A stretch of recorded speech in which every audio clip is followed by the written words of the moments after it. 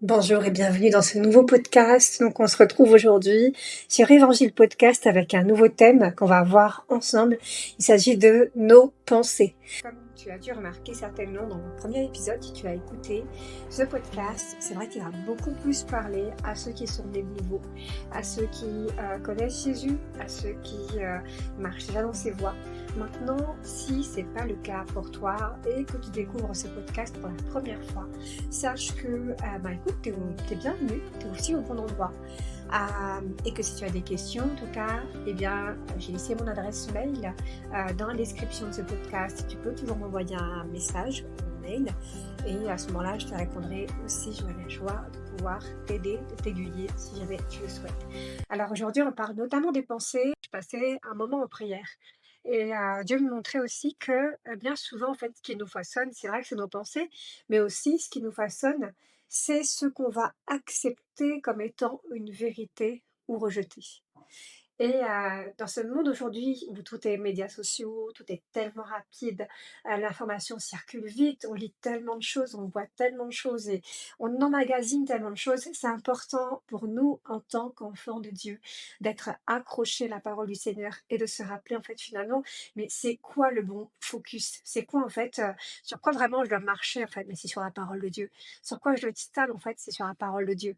Et je sais pas pour toi, je sais pas de quelle génération tu es, mais certainement, tu as dû le voir aussi comme moi, défiler en fait dans cette génération, la densité des contenus digitaux, tu vois? Où en fait, tout est beaucoup médias sociaux, même nos formats journalistiques, je sais pas si tu as remarqué, mais ils s'y mettent, hein, en fait, hein.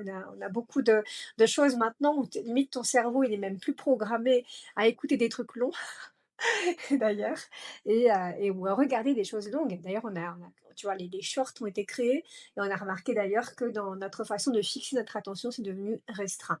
Et d'ailleurs, malheureusement, c'est aussi ce rythme de vie-là qui amène beaucoup de disciples de Jésus aujourd'hui à moins lire la parole, à moins du coup être vigilant, à avoir moins de résistance face aux pensées qui vont venir et qui ne sont pas de Dieu.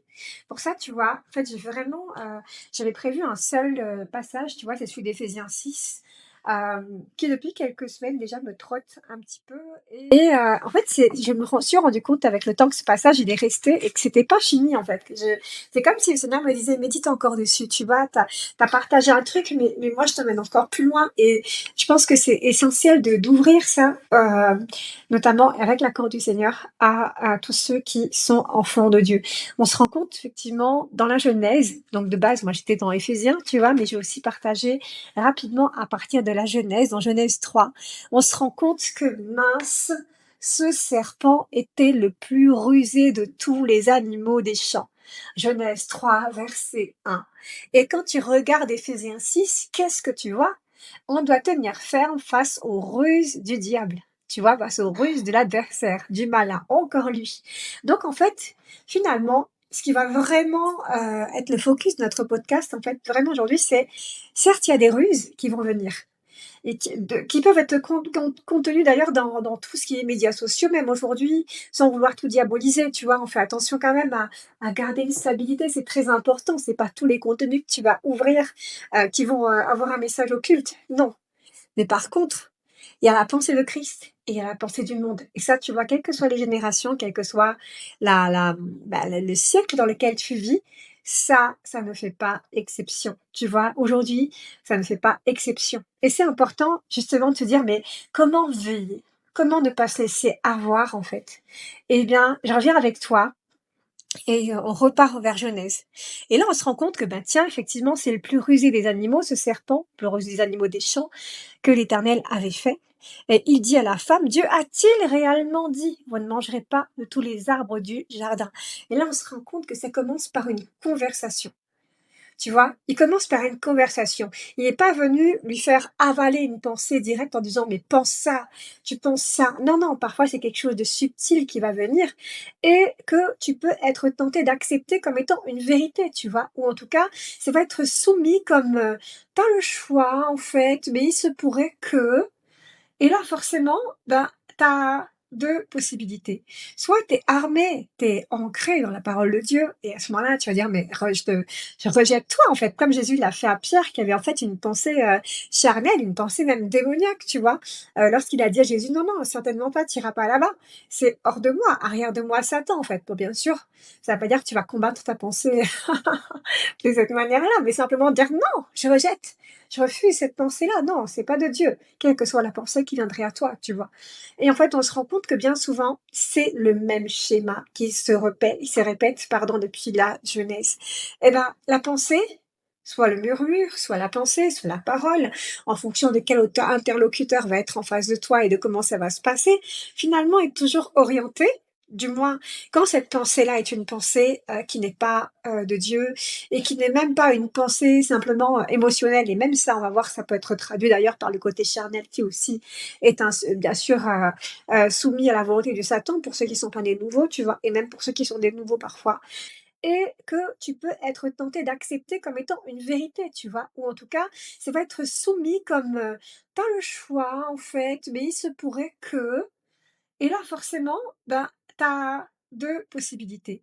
Soit tu es armé, tu es ancré dans la parole de Dieu et à ce moment-là, tu vas dire: «Mais je rejette toi», en fait, comme Jésus l'a fait à Pierre qui avait en fait une pensée, charnelle, une pensée même démoniaque, tu vois? Lorsqu'il a dit à Jésus: «Non, non, certainement pas, tu iras pas là-bas. C'est hors de moi, arrière de moi Satan», en fait. Cette pensée-là, non, c'est pas de Dieu, quelle que soit la pensée qui viendrait à toi, tu vois? Et en fait, on se rend compte que bien souvent, c'est le même schéma qui se répète, pardon, depuis la jeunesse.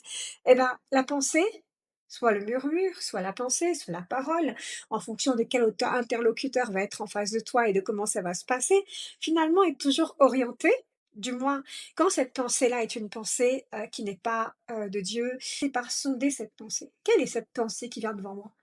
Quelle est cette pensée? Et en fait, l'erreur de Ève ici, c'est qu'elle a commencé à discuter avec la pensée, à accepter que, le serpent, dirige quelque part un petit peu grâce à la conversation les yeux sur ce fruit, hein, de «Tu ne mangeras pas du fruit de l'arbre», et donc bien sûr, là, ça reste le fruit, le fruit, le fruit, le fruit, le fruit de l'arbre, le fruit de l'arbre. On le voit, verset 3, verset 4, verset 5, verset 6, et on se rend compte que la femme, verset 6, dit que l'arbre était bon et agréable à la vue. C'est ceux qui m'ont un peu perdu. On est toujours dans Genèse 3, verset 6. Ah, voilà. Et donc en fait, bah mince, elle a discuté avec le serpent, elle a accepté la pensée qui a dirigé ses yeux qui ont vu la pensée, qui ont médité ce fruit, qui ont regardé ce fruit, regardé, regardé, regardé, et ça a fini par amener la convoitise. Et donc on se rend compte que finalement, tiens, ça commence par une pensée ou une parole d'une personne qui est animée par justement cette volonté charnelle de te faire pécher, et ça t'amène, si tu ne veilles pas, à pécher, à convoiter. Et la convoitise, une fois qu'elle est consommée, hein, c'est produit le péché, et le péché produit la mort. Donc on sait cela. Dieu nous a donné, Jésus nous a donné des armes, hein, contre ces ruses du diable. Donc là, c'est du diable. Il ne faut pas non plus tout diaboliser. Il ne faut pas non plus tout mettre sur le dos de Satan. Il faut dire aussi que l'enfant de Dieu, il a une responsabilité en tant que disciple de Jésus, que tu sois homme ou femme. Tu as une responsabilité aussi. Donc même Paul, il a aussi reconnu, hein, qu'effectivement, il y aurait ces ruses du diable. Et donc on revoit ces mêmes ruses, ces fameuses ruses qu'on a retrouvées dans Genèse 3. Et donc, il nous dit qu'on n'a pas à lutter contre la chair et le sang. C'est pas la personne d'en face de toi qui est venue avec une parole qui te plaît pas, ou avec une accusation, ou avec un air. Hein. Des fois, la personne elle est juste assise en face de toi, elle pense peut-être pas du mal de toi, mais sa posture, tu vas l'interpréter comme étant un signal de quelqu'un qui ne t'aime pas. Tu vois? Et ben ça, qu'est-ce que c'est? C'est une pensée qui arrive en toi et qui te dit: «Tiens, tu vois, elle t'aime pas, cette personne, elle t'aime pas». Mais en fait, de qui est-ce que ça vient? D'où vient ce type de pensée? Et ben, en fait, c'est aussi ça les ruses du diable.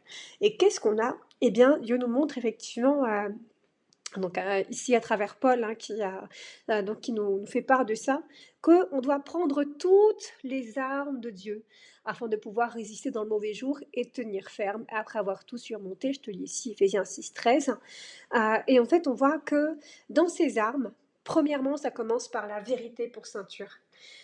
Tout simplement, tu peux pas, en tant qu'enfant de Jésus maintenant, enfin enfant de Dieu, pardon, et disciple de Jésus, tu peux pas marcher dans ce monde-là sans être toi-même dans la vérité. Donc cette vérité, en fait, tu vas avoir deux choses. Il y a la vérité de la parole de Dieu, ça veut dire que toi-même, tu es saint par cette vérité, ça veut dire que tu es bâti, tu es affermi, tu es consolidé sur cette vérité, tu es droit dans cette vérité, cette vérité, elle te tient, c'est celle qui t'attache au rein, c'est celle qui te mène, c'est celle sur laquelle tu es bâti, c'est celle qui tient même tes vêtements. C'est comme sans cette vérité-là, ben, j'ai plus rien, je suis mis à nu en fait quelque part.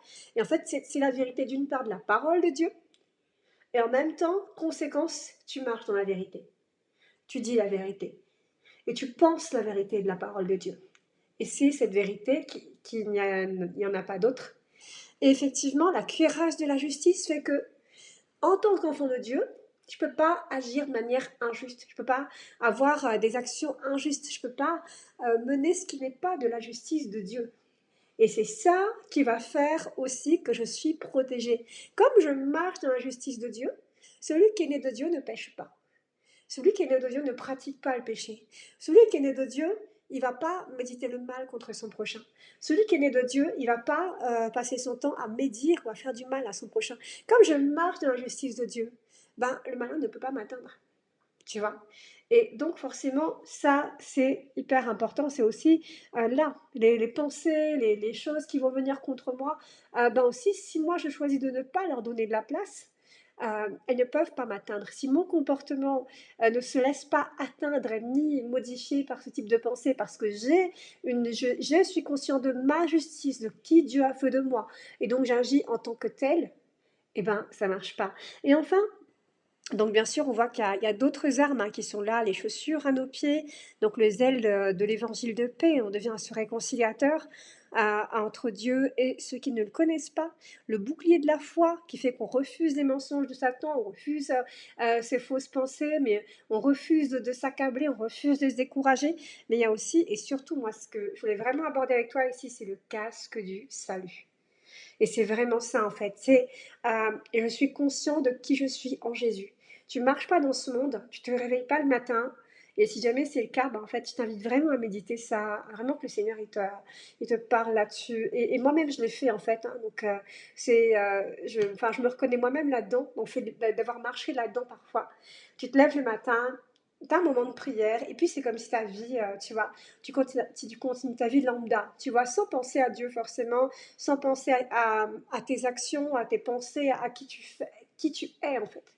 Et à un moment donné, le Saint-Esprit il te rattrape et il te montre, il t'apprend à demeurer en Christ et que Christ demeure en toi. Là, je cite Jean 15. Et en fait, c'est vraiment ça qui fait tout. Ce casque du salut, c'est je suis conscient dans ma démarche, dans mon action, dans qui je suis, que je suis sauvée par Jésus, que Jésus est allé à la croix pour moi, que je me suis repentie de mes péchés, que j'ai été baptisée d'eau et que j'ai reçu le Saint-Esprit, donc je suis née de nouveau. Au passage, si tu n'es pas née de nouveau et que tu écoutes ce podcast, en tout cas que tu t'en rends compte, parce que effectivement peut-être que tu consommes des choses, tu vis des choses et que tu te rends compte que c'est pas le reflet de la marche que tu aimerais vivre avec Dieu et que tu n'es pas libre du péché, je t'invite aussi donc à prendre contact avec moi sur connaîtrelepère.com et qu'on puisse parler ensemble et que je puisse te prêcher l'évangile. Et donc du coup, je reviens un petit peu au podcast et on se rend compte que ce casque du salut, c'est tout simplement marcher dans cette conscience que je suis en Christ, que Christ est en moi, que je suis née de nouveau. Et en fait, comme je vis avec ça, les pensées qui vont venir te raconter des choses qui sont fausses, tu vas les rejeter. Les contenus qui arrivent devant tes yeux, tu vois, qui seraient un peu comme le fruit de l'arbre. Dieu a dit, vas-y, non mais ça, tu veux pas. Ça va te faire pécher, tu vas mourir. Eh ben, c'est niette. Et on se rend compte en fait, forcément que cette armure ici donc de l'Éphésiens 6, c'était aussi un rappel de l'armure du soldat romain et même de manière antérieure. Et on se rend compte que ce casque, en fait, il protégeait les oreilles. Ça veut dire que aussi, pour que ces pensées n'entrent pas en toi, pour que les pensées qui sont les pensées du monde ou les pensées charnelles, les pensées démoniaques, tu vois, on peut leur donner plusieurs noms ici pour qu'elles n'entrent pas, pour qu'elles n'aient pas leur place dans ta vie, que ta vie elle soit clean en fait, elle soit saine, qu'elle ne ressemble pas à la vie du monde qui cloche d'un côté ou de l'autre. Ben aussi, fais attention à ce que tu regardes et à ce que tu écoutes. Et à ce propos-là, ben justement, tu vois, comme je te le disais au début, on a tellement de nouvelles technologies, tellement de choses qui nous sont disponibles si facilement, comme ça, tu allumes ton portable, tu appuies sur une touche et tu peux avoir accès à des millions de contenus en ligne. Tu vois, mais c'est pas toutes les choses qui sont produites et qui ont l'air intéressantes et qui ont l'air pertinentes qui en fait que tu dois laisser rentrer en toi. À propos de ça, c'est ce casque du salut va faire que non, ça, je veux pas. Non, ça, je rejette. Et bien sûr, il y a des choses que tu peux totalement voir et qui vont être acceptables. Et encore, à quel rythme. Donc voilà, je t'encourage déjà pour ça. Et puis, je terminerai sur une pensée aussi sur les autres. Est-ce que je vais accepter aussi la pensée qui vient contre mon frère et ma sœur et qui l'accuse arriver à un moment donné, peut-être un soir ou un après-midi, tu es toute seule, et tu as une pensée qui vient, cette personne-là, elle t'aime pas, cette personne-là, elle est méchante. Mais en fait, d'où ça vient ce type de pensée? Qui c'est qui accuse ton frère ou ta sœur en Christ comme ça? Il n'y en a qu'un seul qui peut le faire, c'est Satan. Quand quelque chose vient comme une pensée comme ça, qui vient accuser quelqu'un sans rien, peut-être qu'il y a un petit discernement de quelque chose, mais le Saint-Esprit ne te parle pas comme ça de quelqu'un. Il va t'appeler à prier pour cette personne, il va juste te mettre en garde, il ne va pas faire en sorte que tu la détestes. Mais quand quelque chose t'incite à détester quelqu'un, c'est que c'est pas de Dieu. Et donc, ces pensées-là, pareil, casque du salut, je suis en Jésus-Christ, il m'a sauvé. Donc, je rejette ces pensées. Hein. Donc, le salut, en grec, souvent on dit qu'il est traduit par sozo, mais salut, en fait, ça ramène, la racine même, ça ramène à Jésus. C'est lui ton salut. Dieu sauve. Dans Matthieu 1, 21, Jésus est venu pour sauver son peuple de son péché. Jésus, c'est Dieu sauve. Donc, je t'encourage, lui qui t'a sauvé, est-ce que tu peux alors accepter cette pensée qui t'amène à détester celui que Jésus aime? Non, c'est pas possible. Dieu dit d'ailleurs dans 1 Jean, à travers Jean, l'épître de Jean en fait, que celui qui n'aime pas n'a pas connu Dieu. Donc, est-ce que je peux accepter cette pensée de honte? Non, pas moyen. Pas moyen. Donc voilà, je t'invite encore une fois à rester vigilante, tu vois, à tous ces contenus, toutes ces choses que tu vois en ligne, toutes ces choses qui inondent tes yeux, inondent tes oreilles en permanence. À bientôt.